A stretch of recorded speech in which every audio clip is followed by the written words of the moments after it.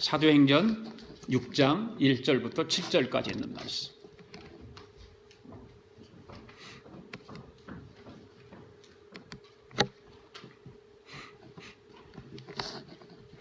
뒤에 성경이 있는데, 뒤에 성경.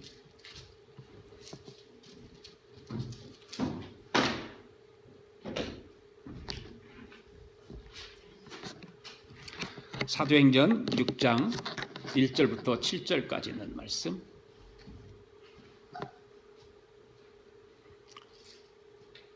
자, 우리 같이 합독하십니다. 시작.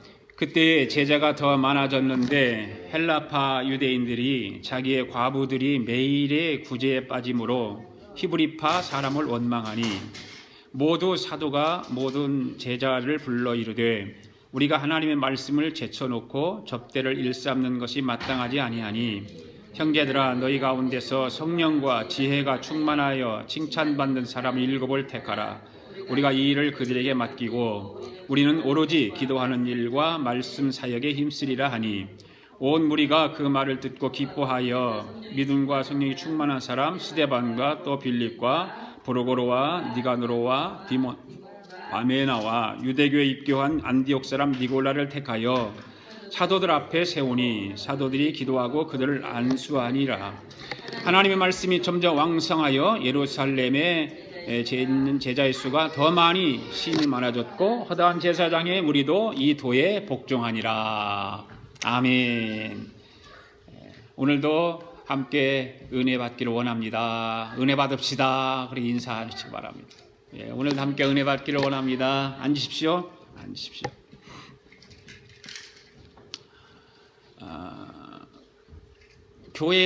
교회는 이게 공동체죠. 공동체. 교회 안에는 교회가 크든지 적든지 성도들, 교우들 이렇게 보면 세 분류의 사람들이 있는 것 같아요. 어떤 교우들은 구경꾼 같이 와서 교회에 와서 예배드리는 그런 교우들이 있고, 어떤 분들은 말꾼이 있는 교우들도 말꾼, 어떤 분들은 일꾼이 있고, 어떤 세 분류로 이렇게 분류해 보면 그런 것 같습니다. 구경꾼은 어떤 사람일까? 구경꾼들은 좀 교회관이 부족하지요. 교회관이 부족하고, 그래서 뭐 교회를 좀 이렇게 자주 옮겨 다니는 사람들, 그런 사람들이 구경꾼이죠. 교회 왔다가 재미가 없어. 교회 와서 그 교회 어떤 교회 가면 재미가 없어. 재미로 교회를 다니는 사람이 있기 때문에 재미가 없으면 또 다른 데로 옮겨가.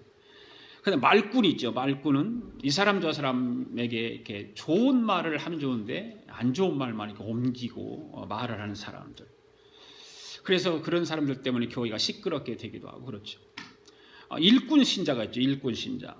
일꾼 신자는 뭐 다 잘 아시지만 말이 없이 자기에게 주어진 직분을 충성스럽게 잘 감당하는 사람이고, 그런 사람들은 항상 교회에 덕을 끼치는 사람들이죠. 교회에 덕을 끼치는 사람. 교회는 구경꾼 신자나 말꾼 신자가 많으면 안 좋겠죠. 그런데 일꾼 신자가 많아야 되는 것입니다. 일꾼 신자가 많아야 교회는 부흥을 하고 신앙생활하는데 힘이 있는 것이죠. 마태복음 20장에 보면 예수님께서 포도원 품꾼에 대해서 비유로 말씀하신 말씀이 마태복음 20장에 나옵니다. 포도원 주인이 이른 아침에 밖에 나가서 장터에 놀고 있는 사람을 불러다가 포도원에 들어가서 일하라고 이야기를 합니다. 여기 포도원은 무엇을 가리켜? 바로 교회를 가리키죠. 교회를 상징적으로 가리키고, 포도원 주인은 예수님을 상징하고, 장터에 놀고 있는 사람들은 사람으로 이렇게 우리 자신들이 그렇게 비유를 하고 있죠. 장터에서 놀고 서 있는다고 하는 것은 별로 쓸모가 없고 별 볼 일 없는 사람들이잖아요. 그러한 우리들을 포도원인 교회로 들여보내줘서 우리를 일하라고 이 포도원으로 들여보내신 것이거든요. 그렇기 때문에 교회 안에 있는 모든 신자들은 주님을 위해서 일하는 사람들이 되어야 한다는 것입니다. 하나님은 일하는 사람에게 복을 주십니다. 아멘. 집에서도 일 잘하고 그런 사람들을 좋아하잖아요. 일하지 않는 사람 별로 집에서도 칭찬 듣지 못하잖아요. 좀 나가서 일 좀 하지, 왜 맨날 너는 놀기만 하냐, 이러면은 그 얼마나 그 부모 마음이 안타깝겠어요. 또 남편이 맨 놀고만 먹고 놀고만 하고 놀러만 다니고, 그럼 아내 입장에서는 얼마나 그 힘들겠어요. 요즘에는 뭐 온 세계가 다 서로가 같이 일하는, 부부가 일하는 시대. 우리나라 같은 경우 옛날 같은 여자는 일 안 하는 그런 시대가 있었지만, 지금은 그래도 많은 온 가족들이 하나가 되어서 일하는 시대에 우리는 살아가고 있습니다. 마찬가지로 교회도 모든 교우들이 협동심을 가지고 하나가 되어서 열심히 일하는 교회가 되어야 한다, 그 말입니다. 네. 열심히 일하는 교회. 네. 구경꾼이 있는 그런 많은 그런 교회가 아니고, 말꾼이 많은 교회가 아니라 열심히 일하는 교회가 되어야 하는 것입니다. 오늘 본문 말씀을 보면 오순절날 성령 강림이 시작되고 초대교회 교회가 크게 부흥이 일어나기 시작합니다. 그런데 일꾼을 임명하고 조직을 갖춤으로써 더 큰 균형이 있는 교회를 성장하는 그런 모습들이 오늘 본문에 보면 볼 수가 있잖아요. 그 오늘 본문 말씀 속에서 교회가 왜 직분자를 세워야 하는가, 그리고 어떤 사람들이 하나님의 교회의 직분자라고 세움을 받아야 하는가에 대해서 잘 기록해 놓았습니다. 교회에서 직분자를 세울 때 오늘 본문의 말씀을 기초로 해서 세우면 아무 이상 없습니다. 그런데 거기에 기초를 두지 않기 때문에 교회 문제가 많이 생기죠. 그래서 오늘 증인들의 이야기 19번째, 이런 일꾼이 되십시오라고 하는 제목으로 가지고 오늘 3가지 정도로 말씀을 드리려고 합니다. 첫째, 왜 일꾼을 세우게 될까? 왜 교회가 일꾼을 세우게 되었을까? 자, 1절 말씀 같이 읽습니다. 시작. 그때 제자가 더 많아졌는데 헬라파 유대인들이 자기의 과부들이 매일의 구제에 빠짐으로 히브리파 사람을 원망하니. 여기 그때예라고 하는 말, 그때가 언제일까라고 하는 거예요. 그때. 지금까지 공부해왔잖아요. 1장부터 쭉 해서 5장까지 공부해요. 그때가 언제예요? 복음을 받아서 침례를 받은 사람이 많아질 때, 그 말입니다. 예. 구원받는 사람이 날마다 더해서 많아질 때, 그때를 말하는 거죠. 그때라고 하는 건 그것입니다. 그래서 사도들이 나가서 복음을 전도할 때 한 번에 3,000명이 교회로 몰려드는 거죠. 얼마나 많아요? 3,000명이. 초대교회가 사도들의 생명을 건 복음 전도를 통해서 복음을 가르치고 그러므로 인해서 부흥이 일어나기 시작한 거예요. 그때가 바로 그때예요. 사도들의 사역을 통해서 표적이 일어났습니다. 그러면서 믿는 자들의 수가 점점 엄청나게 더 많아졌습니다. 엄청나게 많아진 거예요. 바로 그때가 바로 그때예요. 교회가 양쪽으로 크게 부흥하는 것은 좋잖아요. 좋아요. 그런데 또 단점도 있어요. 좋은 것만 있는 것이 아니에요. 사람이 많아지면 자동적으로 그 안에 문제가 발생하게 생기게 돼 있어요. 사람이 많아지면 부작용도 일어나게 돼 있고요. 어떤 문제가 생겼을까? 초대교회에 오늘 본문에서 초대교회에 일어났던 그 일들은 어떤 일이었을까? 초대교회는요, 2종류의 유대인들이 있었어요. 2종류의 유대인들. 어떤 유대인들이냐면, 하나는 예루살렘 안에서 살아가는 팔레스타인 유대인들이 있었어요. 지금도 그렇죠. 그리고 그들은 조상 때부터 내려오는 아람어를 사용합니다.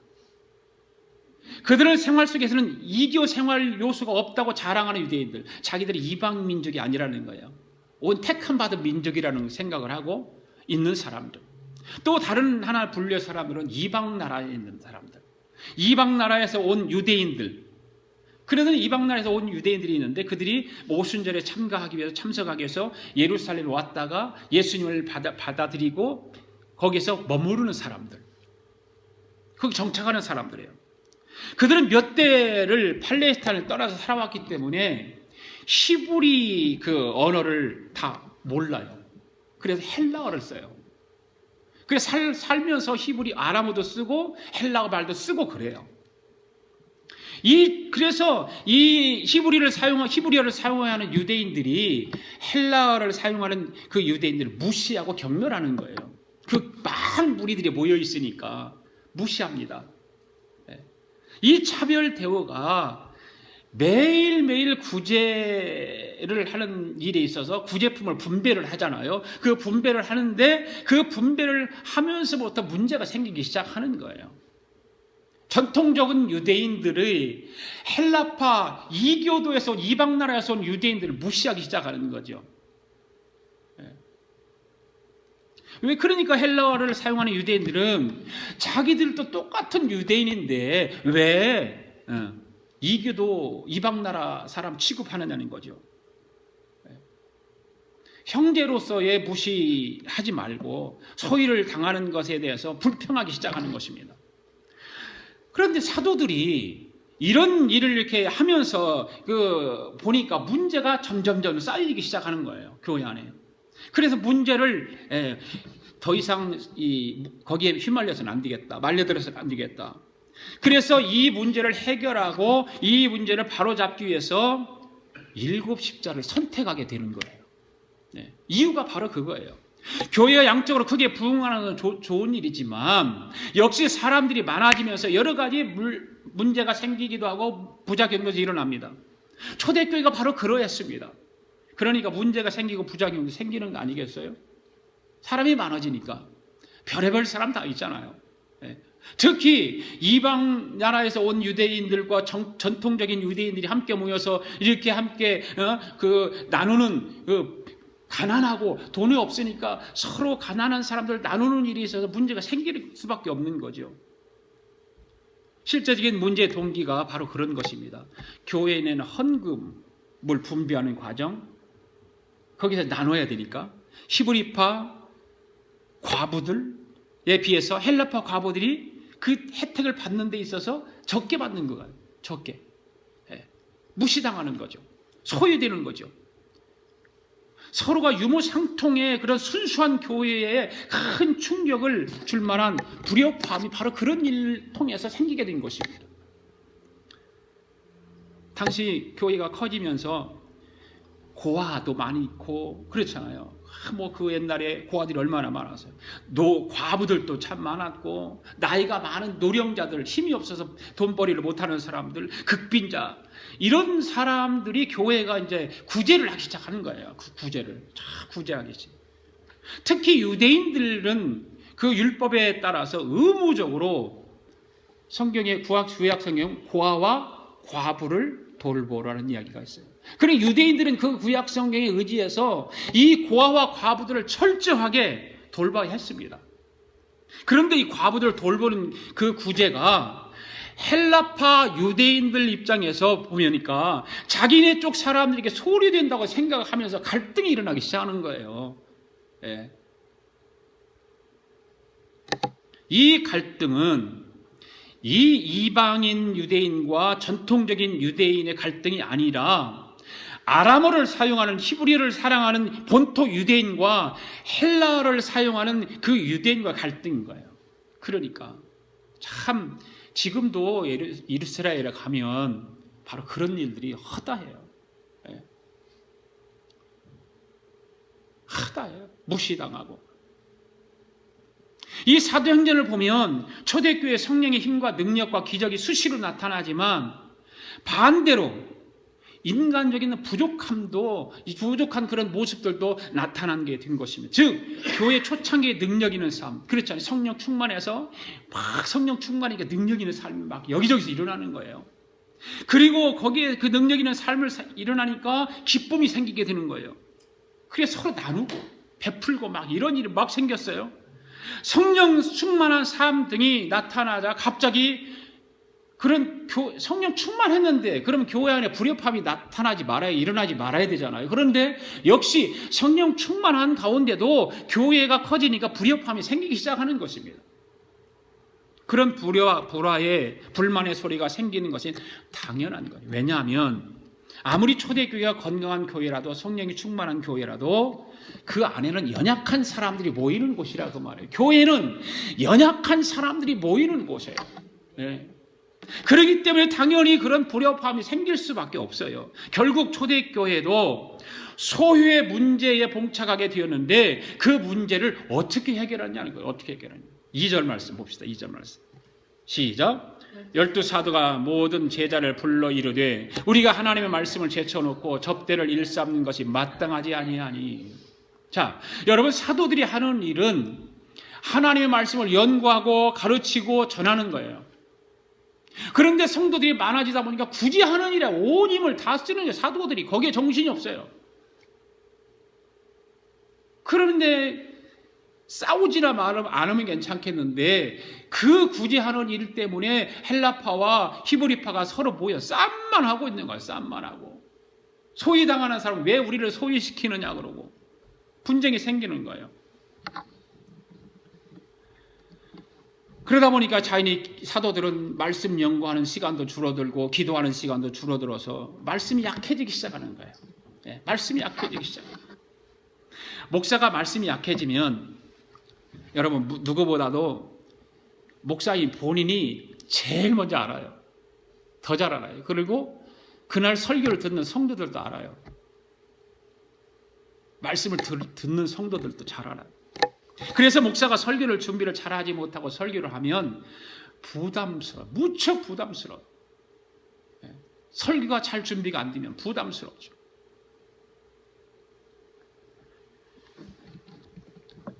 초대교회 사도들도 그렇게 말씀을 연구하고 기도하면서 그 말씀을 전하고 가르치고 해야 되는데 그런 일을 하다 보니까 약해지기 시작하는 거예요. 그 문제를 놓고 고민하던 사도들이 제자들을 불러요.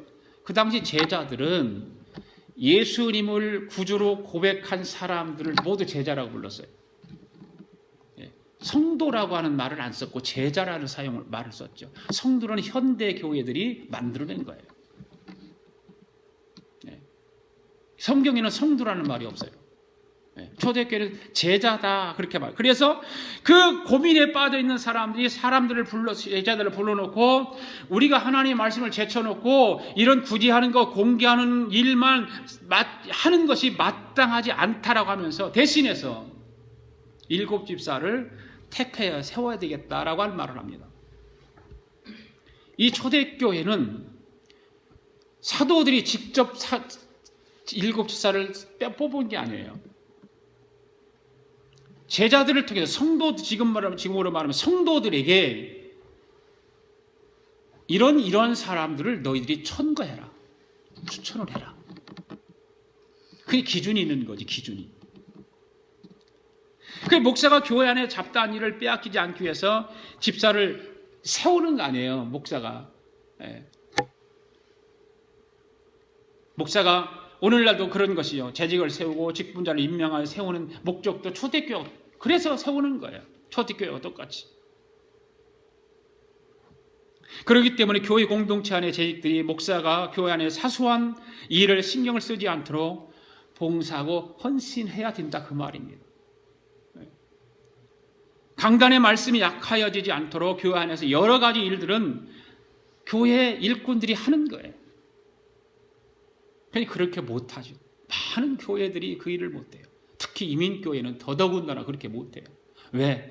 목사 입장에서 보니까 성도들이 너무 힘들게 일하고 그러니까 그게 안타까운 마음이 들으니까 목사가 그냥 성도들 일하고 좀 쉬게 해주고 목사가 다 하는 거죠. 다.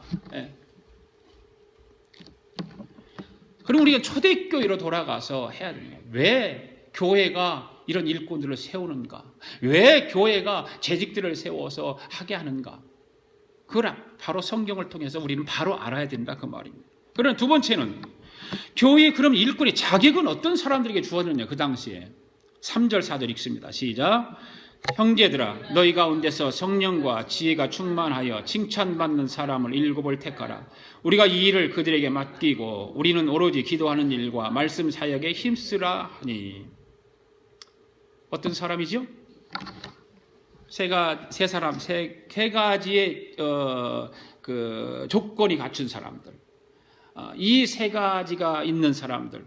바로 성령이 충만하고 지혜가 충만하고 칭찬 듣는 사람들. 거기 한 가지 더 붙이면 아마 믿음 있는 사람들. 이 네 가지를 잘 갖춘 사람들이 너희들이 천거해라 그 말이에요. 제자들을 불러놓고 그 얘기를 하는 거예요. 사도들이 이런 네 가지가 충족되어 있는 사람들을 너희들이 7명의 집사를 뽑아라. 여러분, 회사를 경영하는 사람들이 대기업을 경영하는 사람이든지 중소기업을 경영하는 사람이든지 아니면 아주 작은 기업을 경영하는 사람들인지 똑같이 사원을 뽑을 때 아무나 함부로 뽑을까요? 아무나 함부로 안 뽑죠. 시험을 치고 면접을 보고 연수도 시켜보고 그래서 합당한 사람을 자기 회사의 사원으로 직원으로 뽑는 것입니다. 그런데 하물며 주님의 몸된 교회를 위해서 봉사할 일꾼을 뽑는데 아무나 함부로 뽑아서 될까요? 안 되겠죠. 교회 일꾼도 역시 성경에서 말씀한 대로 그 기준에 맞춘 사람을 뽑아야 하는 거예요. 그래야 부작용이 없어요. 목회를 하다 보면 어떤 사람은 직분자를 이제 목사가 기도하면서 또 그동안에 몇 년도 같이 신앙생활하면서 이분은 정말 신앙생활 성령이 충만하고 지혜도 있다, 믿음도 있다 생각하고 이제 직분자를 세워요. 그런데 먼저 직분자가 된 그런 분들이 목사님 저분은 왜 직분 안 주세요? 저분도 좀 직분 주시죠. 그렇게 이야기하는 분들이 있어요. 교회에 목회하다 보면. 그때 얼마나 입장이 곤란해. 목사는 거부할 수도 없고 받아들일 수도 없고 굉장히 힘든 거예요. 그거는. 그분은 둘이 관계가 참 사이가 좋고 관계가 좋으니까 자기 입장에서는 그분도 직분을 세웠으면 좋겠는데 안 세워주니까 그러다가 목사가 그분의 말을 안 들어주면 그분이 어떻게 될까요? 시험이 들어요. 그래 교회에 분쟁이 생기고 문제가 생기고 교회를 떠나기도 하고 참 힘든 거예요. 교회 일꾼들을 세울 때도 마찬가지입니다. 성경에서 말씀한 대로 자격을 갖춘 사람을 뽑아야 하는 것입니다. 할렐루야. 자, 그렇다면 거기에 세 가지 이야기했는데 성령이 충만한 사람이라고 해요. 성령이 충만한 사람. 어떤 사람이 성령이 충만한 사람일까? 어떤 사람이 성령이 충만할까? 막 방언기도 하고 막 은사를 나타내고 이런 사람이 성령 충만할까? 한 사람일까? 물론 그런 사람들 성령 충만한 사람들이에요. 더 중요한 것은 뭐냐? 생활 속에서 성령의 열매를 맺는 사람들이 성령 충만한 사람들이에요. 할렐루야. 네. 아까 우리 찬양했죠. 갈라디아서 5장 22절 23절 말씀. 오직 성령의 열매는 사랑과 희락과 우리 다시 한번 불러볼까요? 오직 성령의 열매는 사랑이라 화평. 오직 성령의 열매는 사랑이라 화평. 인내와 자비와 양선, 충성과 온유와 절제. 오직 성령의 열매는 사랑이라 화평. 할렐루야. 바로 이런 사람들이죠. 말씀을 생활 속에서 나타내고 실천하는 것이 바로 지금 찬양했던 성령의 9가지 열매를 맺는 사람들. 그래서 교인 간에 사랑을 베풀고 신앙생활에서 희락이 있고 또 사람들 간에 화평하고 자기의 마음에 좀 맞지 않더라도 오래 참을 줄 알고 맡은 일에 대해서는 충성을 다하고 행실에 있어서는 절제할 줄 아는 사람이 성령 충만한 사람이고 그렇게 살아가는 사람이 성령의 열매를 맺는 사람이라 그 말입니다. 할렐루야. 네. 그 다음에 지혜가 충만한 사람은 어떤 사람일까? 여러분 지혜와 지식은 다릅니다. 지혜와 지식은 달라요. 지혜는 위로부터 나는 거예요. 선과 악을 구분할 줄 아는 사람, 거짓된 이단과 그런 이단 교리의 참된 진리를 분별할 줄 아는 사람, 자신이 해야 할 일과 하지 말아야 할 일을 아는 사람, 지혜로운 사람이잖아요. 그건 지식으로 배워서 되는 거 아니에요. 지식은 배움에서 오는 거잖아요. 근데 지혜는 배움에서 오는 것이 아니에요. 하늘로부터 오는 거예요. 선천적으로 온유한 사람들, 하늘로부터 받은 겸손한 사람들, 바른 예를 갖추는 사람들, 바로 그런 사람이 지혜가 충만한 사람이겠죠. 그다음 믿음이 충만한 사람. 어떤 사람 믿음이 충만할까? 에녹처럼 하나님과 동행하면서 하나님을 기쁘시게 하는 사람. 믿음이 충만한 사람. 하나님이 이런 믿음으로만 할 수 있습니다. 아멘. 사람의 인간의 생각으로는 하나님이 할 수 없어요. 오직 믿음으로만 할 수 있어요. 그래서 교회 안에서 믿음이 없는 사람이 직분자가 되면 하나님의 일을 제대로 못합니다. 믿음이 없는 사람은 자꾸만 자기 생각대로 하려고 그러고, 그리고 자기 주관적으로 하려고 그러고, 자기 경험으로 하려고 그러고, 그러다 보면 힘들고, 그러니까 어려워지죠. 자기 생각대로 자기 주관대로 못하니까 시험에 들죠. 여러분, 하나님의 일은 믿음으로 할 때 역사가 일어나는 줄로 믿습니다. 믿음으로 일어나는. 우리 아가페 성도들은 믿음이 충만한 사람들이 되기를 바랍니다. 그래서 칭찬 듣는 사람을 7지사로 세우라고 그래요. 칭찬 듣는 사람. 여기서 칭찬은 교회 안에서만 칭찬이 아니에요. 교회 밖에서도 칭찬 듣는 사람. 칭찬을 듣지 못하고 나쁜 소문이 들리는 사람은 교회 직분자가 되어서는 안 돼요. 왜? 하나님의 복음을 방해할 뿐만 아니라 교회 성장에도 방해가 되기 때문에 안 되는 거죠. 우리 아가페 교회 교우들은 모든 사람들에게 칭찬 듣는 사람 되시기를 바랍니다. 5절 6절 읽어보겠습니다. 시작. 온 무리가 이 말을 기뻐하여 믿음과 성령 충만한 사람, 믿음 스데반과 빌립과 브로고로와 니가노로와 디몬과 바베나와 유대교에 입교한 안디옥 사람 니골라를 택하여 사도들 앞에 세우니 사도들이 기도하고 그들에게 안수하니라. 온 무리가 이 말을 기뻐했다고 그랬어요. 그 사도들의 이야기를 듣고, 그러니까 그 제자들이, 온 무리들이 그 사도들의 말을 듣고 성령이 충만한 사람, 지혜가 충만한 사람, 칭찬 듣는 사람, 믿음이 충만한 사람, 이런 7명을 딱 뽑았어요. 그래서 그 사람들 바로 이 사람들입니다라고 사도들 앞에 세우니까 사도들이 그들에게 안수해서 집사로 세우는 거예요. 여러분, 그 많은 사람들 중에 주님의 몸된 교회를 위해서 일꾼으로 뽑혔다고 하는 것은 대단한 영광입니다. 할렐루야. 엄청난 영광인 것입니다. 현재 주님의 교회인 우리 아가페 교회 일꾼으로 섬기시는 직분자 여러분은 참으로 영광스러운 직분인 줄을 알아야 돼요. 그래서 감사해야 돼요. 그 직분을 소홀히 하면 안 돼요. 그 직분을 정말 하나님 앞에 감사하게 생각하면서 직분을 잘 감당해야 될 줄로 믿습니다. 마지막으로 세 번째, 일꾼을 세운 결과는 그럼 어떻게 나타났을까라고 합니다. 7절 말씀 읽습니다. 시작. 하나님의 말씀이 점점 왕성하여 예루살렘에 있는 제자의 수가 더 심히 많아지고 허다한 제사장의 무리도 이 도에 복종하니라. 아멘.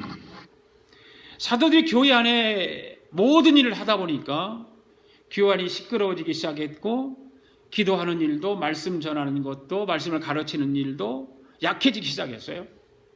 그래서 교회 안에 일꾼을 세웠습니다. 그리고 교회 안의 모든 봉사일을 그들에게 맡겼습니다. 직분자들에게. 그리고 사도들은 기도하는 일과 말씀을 연구하는 일에 전념을 했습니다. 그랬더니 어떻게 결과가 났어요?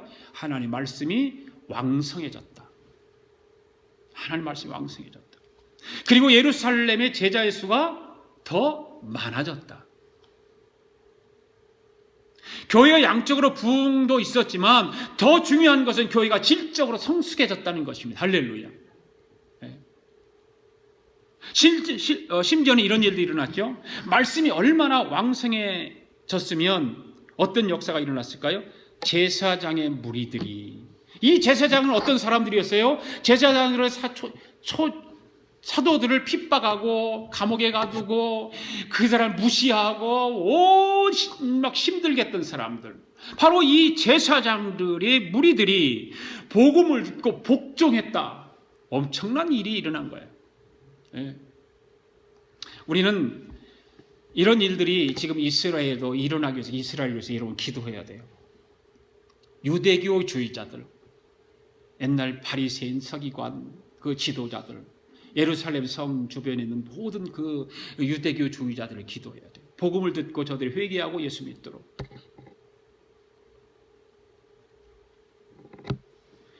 이 제사장 무리들은 어떤 사람들이었습니까? 모세 율법을 따라서 제사를 주관하는 사람들이었습니다.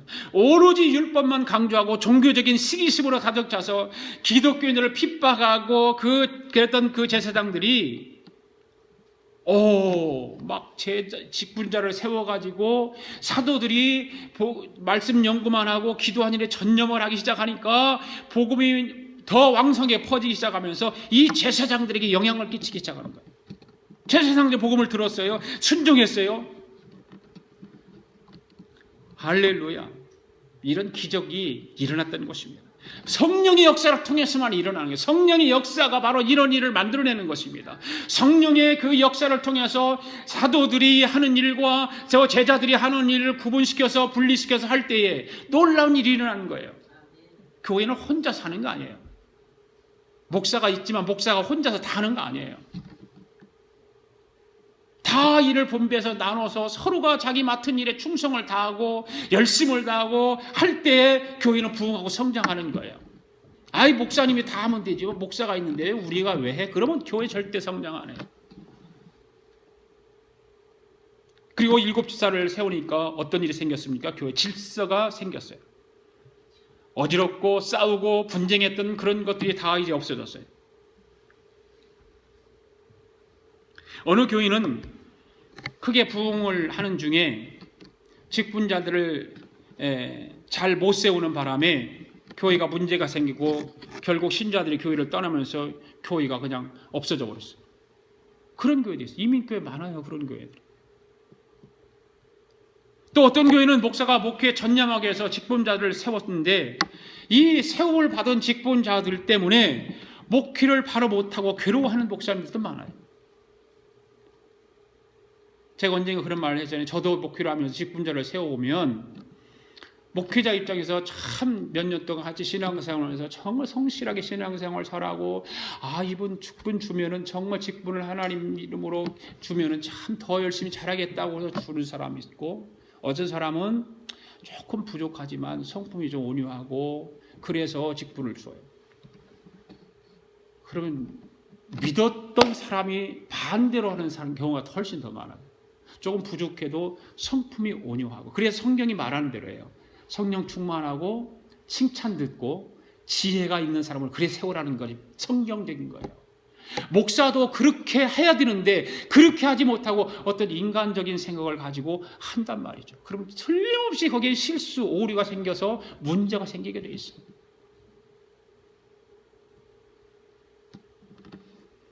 그래서 목사님들이 직분자를 세웠다가 그 세움받은 직분자들 때문에 목회를 바로 못하고 괴로워하는 거예요. 교회도 불행하고 목회자도 불행하고 온 교우들이 다 불행한 거예요. 그러면요. 오늘 본문의 초대교회는 그렇지 않았어요. 7명의 집사를 세우면서 하나님 말씀이 더 왕성해졌습니다. 할렐루야. 예루살렘의 제자의 수가 더 심히 많아졌습니다. 오늘 우리 아가페 교회는 초대교회 같은 말씀이 왕성하고 제자의 수가 많아지는 부흥하는 교회가 될 줄로 믿습니다. 우리는 그의 꿈을 가지고 소망을 가지고 믿음을 가지고 하나님께서 맡긴 사명을 감당해 나가면 이루어지는 것입니다. 한 나라가 제대로 서려면 권력의 핵심부들이 다 있잖아요. 그 권력의 핵심부에 있는 사람들이 자격 없는 사람들이 자리를 차지하게 되면 그 나라는 망하는 거예요. 한 기업도 마찬가지예요. 유능한 인재를 찾아서 핵심 부서에 임명을 해야 하는데 그래서 그들이 중요한 요직에서 자신의 실력을 발휘할 때 회사가 더욱 발전하잖아요. 그런데 그러지 못한 사람들을 주요한 임직 자리에 세워놓으면 그 회사는 망하는 거예요. 회사 돈 다 털어먹고. 교회도 마찬가지 아닐까요? 오늘 아침에도 우리 집사는 한국 갔다 와가지고 옛날에 나 신앙생활 하던 교회의 일들을 듣고 이야기하는 거예요. 재정부장이었어요. 교회 은행 대리 차장이었어요. 은행 대리. 교회 재정 관리했어요. 지점장이었어요. 수년간 교회 재정을 맡아서 했어요. 그런데 매년 교회 돈을 빼다가 자기가 다 어떻게 썼는지 썼대요. 그게 이제 알려진 거예요. 엄청난 돈이었어요. 교회 돈. 그 교회가 어떻게 하겠어요? 그리고 그 사람 집을 다 법적으로 하고 차업을 다 시키고 이런 일을 했대잖아요. 그러니까 교회 일꾼을 잘못하면 하나님의 돈도 무섭게 생각 안 하고 자기가 착복하고 자기 이익을 위해 쓰고 이런 일이 생기는 거예요. 그것이 그 한 교회만 아니라 현대 교회들이 가끔 그런 일들이 터지는 것을 우리는 듣습니다. 바로 유능한 사람, 성경대로의 그 이야기를 하나님께서 말씀하시는 성경에 의해서 직분자를 세우면 문제가 안 생길 텐데 그렇지 못하기 때문에 그런 일이 생기는 것입니다. 오늘 본문의 말씀과 같이 자격이 있는 재직을 뽑아서 세울 때 그 교회는 활발하게 교회 사역이 이루어질 것이라고 성경은 말하고 있는 거예요. 성경은 그것을 우리에게 본을 보여줬고 픽처로 우리에게 보여주는 거예요. 목사가 아무리 유능하고 재직들이 잘 무능하다 할지라도 재직들이 일꾼자들이 잘 돕지 못하면 아무 소용없어요. 한국에서 그렇게 유명한 목사님들이 미국에 와서 이민 목회 해보겠다고 오지요. 못하고 돌아가는 목사님들이 수다해요. 이민 목회하고 한국 목회하고는 완전히 다르니까 왔다가 유능하지만 그게 안 되는 거예요. 여러분, 교회의 직분은 결코 명예가 아닙니다. 다 아실 것입니다. 그런데 그거를 명예로 알고 교회 다니는 사람이 있다 그 말이에요. 그런 사람들은 항상 문제가 되죠. 교회 직분은 선한 청지기처럼 봉사하고 충성하라고 주어지는 직분인 줄로 믿습니다. 모두가 다. 그래서 주님의 몸인 교회 일꾼으로 부르심을 받은 저와 여러분들은 주님께서 맡겨주신 일에 감사하고 작은 일이라도 할지라도 충성한 다하는 일꾼이 되기를 바랍니다. 네. 그래서 잠언 25장 13절 말씀은 이렇게 기록하고 있어요. 한번 읽어볼까요? 시작. 충성된 종은 추수하는 날에 얼음 냉수 같아서 그 주인의 마음을 시원케 하느니라. 아멘. 참 말씀이 재미있잖아요. 여러분, 더운 날 추수를 하고 난 뒤에 냉수 한 그릇을 마시면 얼마나 기분 좋을까요? 진짜 기분 좋거든요. 갈증이 나고 그 무더운 여름에 더위에 그 냉수 한 그릇을 마시면 정말 시원하죠. 그 시원한 냉수 한 것으로 인해서 새 힘을 얻어서 힘있게 일할 수 있는 것처럼 교회 안에 있는 모든 직분자들은 추수하는 날에 지치고 목마른 주인에게 시원함을 주는 냉수와 같은 존재들이 되어야 되는 거죠. 하나님의 영광을 위해서, 하나님의 뜻을 따르기 위해서, 하나님의 나라가 확장되기 위해서. 그럴 때 일꾼의 사명을 다하게 되고 그 일꾼의 사명을 통해서 교인은 부흥하게 되는 것입니다. 사도 바울은 목회하면서 스데바나라고 하는 사람이 있어요. 그 스데바나를 향해서 이런 말을 해요. 내 마음을 시원케 한 자다. 사울은 그런 고백을 해요. 바울이 목회하면서 시원케 한 사람은 있었을까요? 아니에요. 바울도 목회하면서 시기하고 질투하고 적대감 가지고 한 사람들이 주위에 너무 많았어요. 그런데 그런 사람들은 말을 많이 않고 시원케 스데바나와 같이 내 마음을 시원케 한 자다. 이런 말을 많이 하죠. 오늘 우리 아가페 교회 직분자들은 초대교회 일꾼들과 같이 훌륭한 일꾼들이 되기를 바랍니다. 그래서 교회가 더 아름답고 성장하게 되는 우리 아가페 교회가 될 줄로 믿습니다. 기도하겠습니다. 오늘도 귀하신 하나님의 말씀을 듣고 은혜를 베풀어 주신 하나님 아버지 감사합니다. 아무 자격도 없는 우리를 주님의 교회의 일꾼으로 삼으시고 써주심을 감사드립니다. 오늘 말씀과 같이 초대교회 일꾼들과 같이 오늘 우리도 성령이 충만하고 지혜가 있고 믿음으로 사역을 감당하는 일꾼들이 되기를 원합니다. 성령 하나님께서 함께 하시고 능력으로 힘을 주시사 하나님의 몸된 교회에 충성된 일꾼들로 더욱 써 주옵소서. 사용하여 주옵소서. 이제부터는 부족한 저희들을 주님의 일꾼으로 써 주심에 감사하며 충성된 일꾼으로 살겠습니다. 성령이 도와주옵소서. 저희들과 항상 동행하여 주시고 인도하여 주시옵소서. 감사드리며 예수님의 이름으로 기도드립니다. 아멘. 우리 다 일어나서 함께 찬양 올려드립니다. 기도하는 마음으로 하나님, 저를 써주세요. 저를 사용해 주세요. 저를 일꾼 삼아주세요. 그런 마음을 가지고 함께 찬양합니다.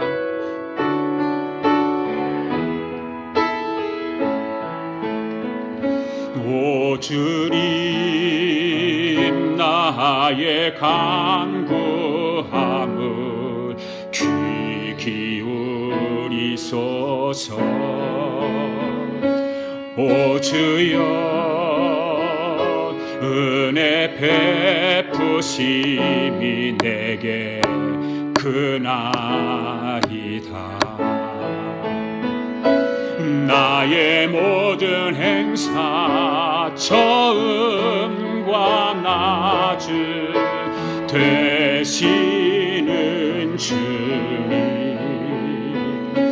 내 맘 깊은 곳에 주님 부르시 듣고 따르리.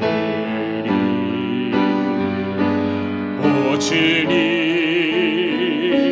나의 지금 모습 부족하오나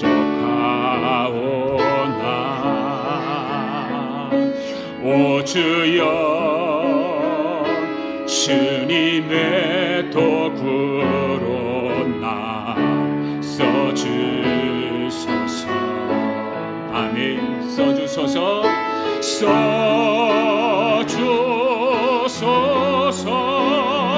성실히 주님 섬기리. 내 마음을 정결케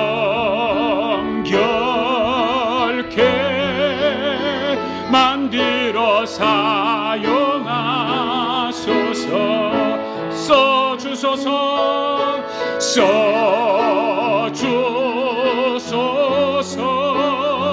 성실히 주님 섬기. 내 마음을 정결케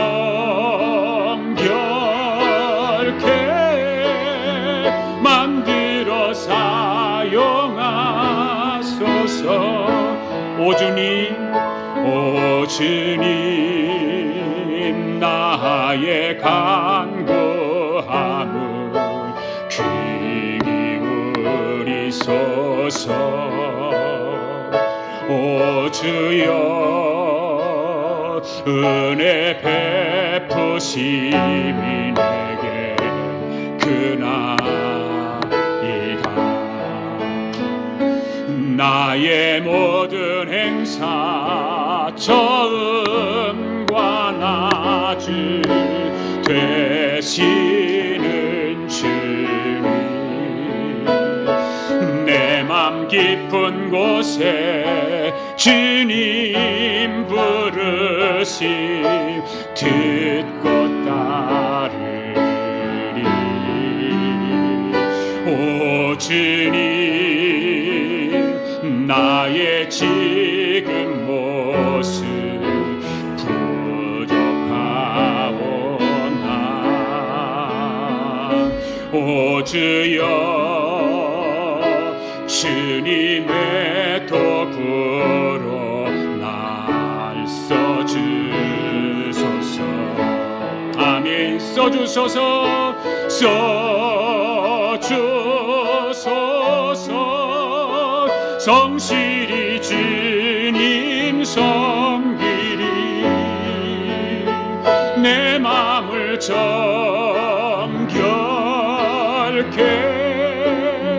만들어 사용하소서. 써주소서. 써주소서. 성실히 주님 섬기리. 내 마음을 정결케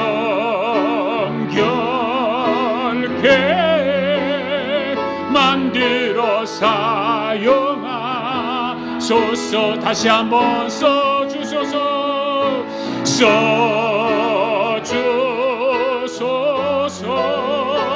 성실히 주님 섬기리. 내 마음을 정결케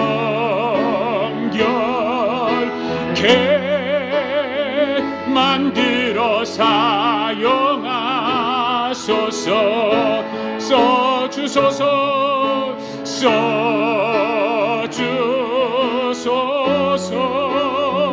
성실히 주님 섬기니 내 마음을 정결케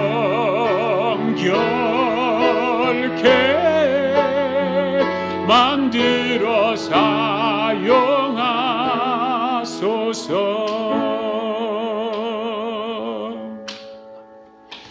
하나님 아버지 감사합니다. 오늘도 하나님께서 저희들에게 은혜 베풀어 주시고 하나님 앞에 귀한 예물을 올려드릴 수 있도록 은총을 허락하여 주신 하나님 감사합니다. 소득의 10분의 1을 구별하여 11조 예물을 드립니다. 감사 예물을 드립니다. 선교 예물을 드립니다. 1,000번째 예물을 드립니다.